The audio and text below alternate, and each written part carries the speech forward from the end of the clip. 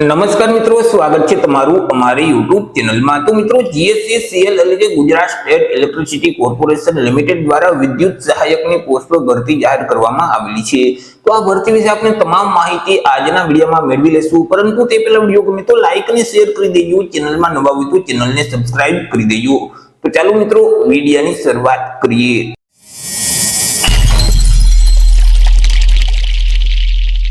તો મિત્રો, આ જે ભરતીનું નોટિફિકેશન છે તે જીએસઈસીએલ એટલે કે Gujarat state electricity corporation limited દ્વારા બહાર પાડવામાં આવ્યું છે। જીએસઈસીએલ દ્વારા વિદ્યુત સહાયક એટલે કે જુનિયર એન્જિનિયરની પોસ્ટ પર ભરતી જાહેર કરવામાં આવેલી છે। તો સૌથી પહેલા આપણે વાત કરી લઈશું કંઈક અગત્યની તારીખ વિશે। હવે મિત્રો, આ જે ભરતી છે તેમાં જો તમારે અરજી કરવી હોય તો ઓનલાઈન અરજી ફોર્મ ભરવાનું રહેશે। ઓનલાઈન અરજી ફોર્મ છે તે આવતીકાલથી એટલે કે 4/7/2025 થી શરૂ કરી દેવામાં આવશે। 4/7/2025 થી લઈ અને 24/7/2025 ના સમયગાળા દરમિયાન તમે ઓનલાઈન અરજી ફોર્મ ભરી શકશો। ઓનલાઈન અરજી ફોર્મ જે જીએસસીસીએલ ની ઓફિશિયલ વેબસાઇટ છે www.gsecl.in તે વેબસાઇટ ઉપર જઈ તમારે 24/7/2025 સુધીમાં ઓનલાઈન અરજી કરવાની રહેશે। મિત્રો, આ ભરતીમાં જો તમારે ઘર બેઠા જ ઓનલાઈન અરજી ફોર્મ ભરવું હોય તો અમારા જે WhatsApp નંબર છે 6352228352 આ નંબર પર તમે WhatsApp પર મેસેજ કરશો કે અમારે વિદ્યુત સહાયકમાં અરજી ફોર્મ ભરવું છે, તો તમને નજીવી ફી સાથે ઘર બેઠા જ ઓનલાઈન અરજી ફોર્મ ભરી દેવામાં આવશે। વાત કરી લઈએ મિત્રો, કઈ કઈ પોસ્ટ છે, તેમાં કુલ કેટલી જગ્યા છે અને તેના માટે શૈક્ષણિક લાયકાત શું હોવી જોઈએ। તો જે પહેલી પોસ્ટ છે તે અહીં વિદ્યુત સહાયક ઇલેક્ટ્રિકલની પોસ્ટ છે કે જેમાં કુલ 55 જેટલી જગ્યા છે। તેના માટે જે એજ્યુકેશન ક્વોલિફિકેશન છે તે ઉમેદવારોએ કોઈ પણ સરકાર માન્ય યુનિવર્સિટીમાંથી રેગ્યુલરમાં બીઈ અથવા તો બીટેક ઇલેક્ટ્રિકલની ડિગ્રી છે તે પાસ કરેલું જોઈએ। સાથે સાથે 7મું અને 8મું સેમેસ્ટર છે તો તેમાં એટીકેટી વગર ઓછામાં ઓછા 55% ફરજિયાત મેળવેલ હોવા જોઈએ। ત્યાર પછી જે વિદ્યુત સહાયક મિકેનિકલની પોસ્ટ છે તો તેમાં કુલ 55 જેટલી જગ્યા છે। તેમાં પણ ઉમેદવારની જે શૈક્ષણિક લાયકાત છે તે ઉમેદવારોએ કોઈ પણ સરકાર માન્ય યુનિવર્સિટીમાંથી રેગ્યુલરમાં બીઈ અથવા તો બીટેક મિકેનિકલની ડિગ્રી છે તે પાસ કરેલું જોઈએ અને 7મું અને 8મું સેમેસ્ટર છે તો તેમાં એટીકેટી વગર ઓછામાં ઓછા 55% ફરજિયાત મેળવેલ હોવા જોઈએ। ત્યાર પછી જે વિદ્યુત સહાયક ઇન્સ્ટ્રુમેશન એન્ડ કંટ્રોલની પોસ્ટ છે તો તેમાં કુલ 20 જેટલી જગ્યા છે। તેના માટે જે શૈક્ષણિક લાયકાત છે તે ઉમેદવારોએ કોઈ પણ સરકાર માન્ય યુનિવર્સિટીમાંથી રેગ્યુલરમાં બીઈ અથવા તો બીટેક ઇન્સ્ટ્રુમેશન એન્ડ કંટ્રોલની ડિગ્રી છે તે પાસ કરેલું જોઈએ અને 7મા અને 8મા સેમેસ્ટરમાં એટીકેટી વગર ઓછામાં ઓછા 55% ફરજિયાત મેળવેલ હોવા જોઈએ। ત્યાર પછી જે વિદ્યુત સહાયક ઇલેક્ટ્રોનિક્સ એન્ડ કોમ્યુનિકેશનની જે પોસ્ટ છે તેમાં કુલ 5 જેટલી જગ્યા છે। તેમાં પણ ઉમેદવારની જે શૈક્ષણિક લાયકાત છે તે ઉમેદવારોએ કોઈ પણ સરકાર માન્ય યુનિવર્સિટીમાંથી રેગ્યુલર મોડમાં બીઈ અથવા તો બીટેક ઇલેક્ટ્રોનિક્સ એન્ડ કોમ્યુનિકેશનની ડિગ્રી પાસ કરેલું જોઈએ અને 7મા અને 8મા સેમેસ્ટરમાં એટીકેટી વગર ઓછામાં ઓછા 55% ફરજિયાત મેળવેલ હોવા જોઈએ।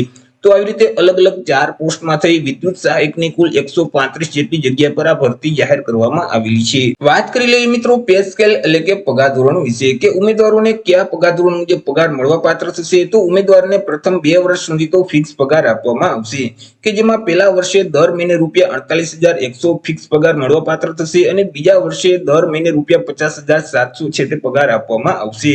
2 વર્ષ પૂરા થઈ જશે એટલે જે 45,400 થી લઈ 1,01,200 નું જે પગાર ધોરણ છે તે મુજબ ઉમેદવારોને પગાર આપવામાં આવશે।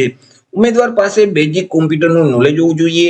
ઉમેદવાર છે તે ઇંગ્લિશ ભાષા અને ગુજરાતી ભાષાના જાણકાર હોવા જોઈએ। વાત કરી લઈએ એજ લિમિટ એટલે કે વય મર્યાદા વિશે। અરજી ફોર્મ ભરવા માટે ઉમેદવારની ઉંમર છે તે કેટલી હોવી જોઈએ। તો અહીં મિત્રો 1/7/2025 ને ધ્યાનમાં રાખી ઉમેદવારે પોતાની ઉંમરની ગણતરી કરવાની રહેશે। 1/7/2025 ના રોજ ઉમેદવારની જે ઉંમર છે તે સામાન્ય વર્ગના જે ઉમેદવાર છે તેમના માટે વધુમાં વધુ 35 વર્ષની હોવી જોઈએ। તે સિવાય અનામત વર્ગના જે તમામ ઉમેદવાર છે જેમ કે એસસી એસટી ઓબીસી ઈડબ્લ્યુએસ કેટેગરીના જે ઉમેદવાર છે તો તેમના માટે ઉમેદવારની ઉંમર છે તે વધુમાં વધુ 40 વર્ષની હોવી જોઈએ। તે સિવાય મિત્રો હેન્ડીકેપ ઉમેદવાર છે તો તેઓને 10 વર્ષની ઉંમરમાં છૂટછાટ આપવામાં આવશે। તમામ કેટેગરીની મહિલા ઉમેદવાર છે તો તેઓને 5 વર્ષની ઉંમરમાં છૂટછાટ મળવાપાત્ર થશે। માજી સૈનિક છે તો તેઓને 10 વર્ષની ઉંમરમાં છૂટછાટ આપવામાં આવશે। વાત કરી લઈએ મિત્રો અરજી ફી વિશે કે કયા ઉમેદવારોએ કેટલી અરજી ફી ભરવાની રહેશે। તો અહીં તમામ વર્ગના ઉમેદવારોએ અરજી ફી ભરવાની છે કે જેમાં મિત્રો સામાન્ય વર્ગના જે ઉમેદવાર છે એસસીબીસી અને ઈડબ્લ્યુએસ કેટેગરીના જે તમામ ઉમેદવાર છે તો તેઓએ અરજી ફી તરીકે ₹500 ભરવાના રહેશે। તે સિવાય એસટી કેટેગરી, એસસી કેટેગરી અને હેન્ડીકેપ ઉમેદવાર છે તો તેઓએ અરજી ફી તરીકે ₹250 ભરવાના રહેશે. અરજી ફી છે તે તમારે ઓનલાઈન જ ભરવાની રહેશે. તમે ક્રેડિટ કાર્ડ, ડેબિટ કાર્ડ અથવા તો નેટ બેન્કિંગ કે યુપીઆઈ ના માધ્યમથી અરજી ફી ભરી શકશો. વાત કરી લઈએ સિલેક્શન પ્રોસેસ વિશે કે ઉમેદવારનું સિલેક્શન કેવી રીતે કરવામાં આવશે. તો ઉમેદવારનું સિલેક્શન છે તે અલગ અલગ બે સ્પર્ધાત્મક પરીક્ષાના માધ્યમથી કરવામાં આવશે કે જેમાં સૌથી પહેલા તો તમામ ઉમેદવારની એક પ્રાથમિક પરીક્ષા લેવામાં આવશે. હવે મિત્રો આ જે પરીક્ષા છે તે ઓનલાઈન એટલે કે સીબીટી ના માધ્યમથી લેવામાં આવશે. આ પરીક્ષા હેતુલક્ષી રહેશે એટલે કે તેમાં એમસીક્યુ પ્રકારના પ્રશ્ન છે તે પૂછવામાં આવશે કે જેમાં 100 એમસીક્યુ પ્રકારના પ્રશ્ન પૂછવામાં આવશે. એક પ્રશ્નનો 1 માર્ક એટલે કે 100 માર્કનું પેપર રહેશે. પેપર લખવા માટે તમને 1 કલાકનો સમયગાળો આપવામાં આવશે. તમને જે ક્વેશ્ચન પેપર આપવામાં આવશે તેમાં રીઝનિંગના 25 પ્રશ્ન પૂછવામાં આવશે કે જેમના 25 માર્ક રહેશે. ક્વોન્ટિટેટિવ એપ્ટિટ્યુડને લગતા 25 પ્રશ્ન પૂછવામાં આવશે તેમના પણ 25 માર્ક રહેશે. ઇંગ્લિશ ભાષામાંથી 15 પ્રશ્ન પૂછવામાં આવશે કે જેમના 15 માર્ક રહેશે. કોમ્પ્યુટર સંબંધિત 20 પ્રશ્ન પૂછવામાં આવશે કે જેમના 20 માર્ક રહેશે. ગુજરાતી ભાષા અને ગ્રામરને લગતા 15 પ્રશ્ન પૂછવામાં આવશે કે જેમના 15 માર્ક રહેશે.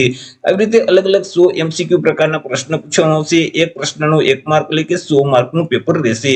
આ જે પરીક્ષા છે તેમાં માઇનસ પદ્ધતિ લાગુ પડશે. જો તમે પ્રશ્નનો જવાબ ખોટો ટીક કરશો તો 0.25 માર્ક માઇનસ કરી દેવામાં આવશે એટલે કે 1/4 માર્ક છે તે માઇનસ કરવામાં આવશે. જે ઉમેદવાર પ્રાથમિક પરીક્ષામાં પાસ થઈ જશે એટલે આગળ તેઓને મુખ્ય પરીક્ષા એટલે કે બીજી પરીક્ષા માટે બોલાવવામાં આવશે. આ જે બીજી પરીક્ષા છે તે પણ ઓનલાઈન સીબીટી ના માધ્યમથી જ લેવામાં આવશે અને તે પણ હેતુલક્ષી જ રહેશે એટલે કે તેમાં પણ એમસીક્યુ પ્રકારના પ્રશ્ન છે તે પૂછવામાં આવશે.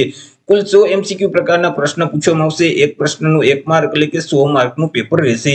આ જે બીજી પરીક્ષા છે તેમાં પણ માઇનસ પદ્ધતિ લાગુ પડશે. જો તમે પ્રશ્નનો જવાબ ખોટો ટીક કરશો તો 0.25 માર્ક માઇનસ કરી દેવામાં આવશે. મિત્રો જે બીજી પરીક્ષા લેવામાં આવશે તેમાં જે ક્વેશ્ચન છે તે તમે જે એન્જિનિયરિંગની ડિગ્રી પાસ કરેલ છે તેમાંથી પૂછવામાં આવશે. તો એ રીતે મિત્રો જીએસસીસીએલ દ્વારા વિદ્યુત સહાયકની પોસ્ટ પર ભરતી જાહેર કરવામાં આવેલી છે. તો આશા રાખું છું વિડીયો પસંદ પડ્યો હશે. વિડીયો પસંદ પડ્યો તો લાઈક અને શેર કરી દેજો. ચેનલમાં નવા હોય તો ચેનલને સબસ્ક્રાઇબ કરી દેજો. ફરી મળીશું એક નવા ટોપિક સાથે એક નવા જ વિડીયોમાં. ત્યાં સુધી જય હિન્દ, વંદે માતરમ.